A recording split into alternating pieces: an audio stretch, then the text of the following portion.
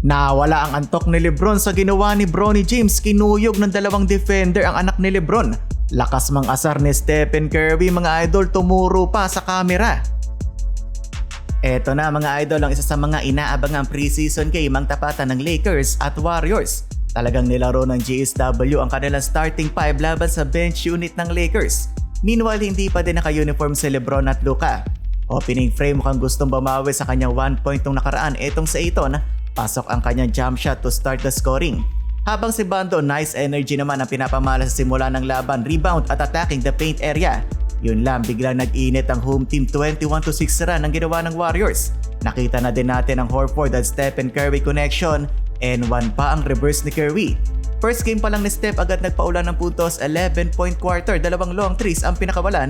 Yung isa dyan sa harap pa ni Bronny James. Lumamang bahagya ang Warriors pero nakalapit naman agad ang Lakers. Ayton pinapakita ang kanyang defensive ability, butata ang inabot ni Draymond Green. Bando pumakawala ng corner 3, 28-24, apat na lang ang inahabol ng Lakers. Last seconds ng quarter, Gabe Vincent with a tough shot laban kay Kuminga. Pasok ang buzzer beater 32-31 end ng first quarter. Second period nakuha na ng Lakers ang momentum, nagiinit ang shooting ni Gabe Vincent, 16 points na ang naitatala. Vanderbilt mga idol talagang mamahasel, halos sumubsob na sa audience, maisave lang ang bola. Bronny yun lang, wala pa din na ipupunto sa laban, bumabawi na lang ang anak ni King James sa depensa.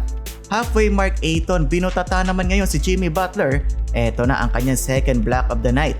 2-minute mark ng second, sa wakas nakatres din si Al Horford sa kanyang bagong team. Lamang na ang Warriors 57-55. Back-to-back threes pa yan para sa home team. Moses Moody pasok ang wing 3-pointer. 62-55 halftime.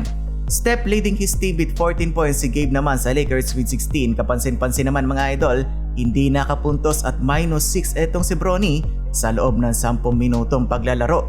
Third quarter, biglang pinagtitirahan ng tres ng Warriors etong Lakers. Halos tatlong magkasunod na tres mula kay Pods at Moody. Napa-timeout na lang doon si Coach JJ Redick, lumobo na ang lamang 74-57. Pati si Kuminga nakisali na sa 3-point party ng Golden State, maya't maya tuloy ang timeout ni Coach Redick. 6-minute mark, gandang lob mula kay Bronny na tinapos ng poster dunk ni Jackson Hayes.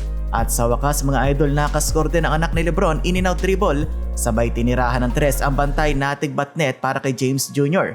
Yun lang, para naglalaro na lang ang team ng Golden State, 100 dunk mula kay GP2. And ang third, 22 points ang lamang ng Warriors.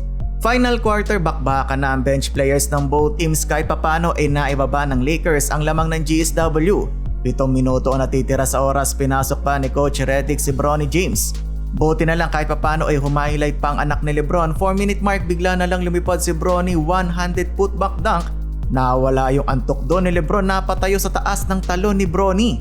Naibaba sa single digit ng Lakers ang lamang pero kinapos na sila sa oras, 111-103.